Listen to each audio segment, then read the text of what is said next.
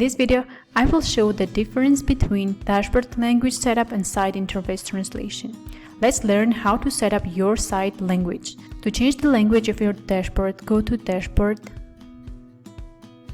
click Settings, General Settings, and here you can see Available Languages option. Here you choose your favorite language, for example, Russian. Save changes. Please be informed that those available languages refer only to the dashboard. If you want to change your site language interface, you should go Dashboard, Site Builder, Site Language. From here, you choose your language. For example, French. Click Translate.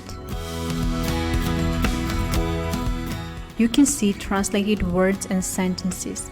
Please be informed that this is auto-translated and some words may not be correctly translated, so make sure you check them before publishing. In this part, you see all groups. For example, if you want to translate course interface, you should click All Groups,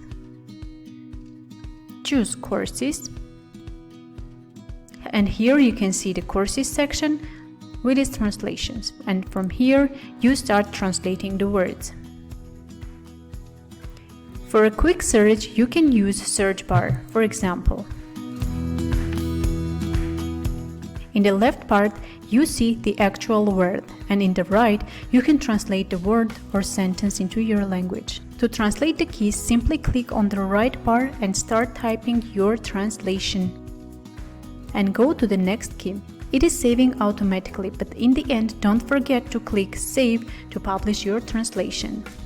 Be informed that while translating, when you see this type of words, please do not translate them because it is including the dynamic data which can be translated. For example, this sentence, tenant all rights reserved, is being seen here.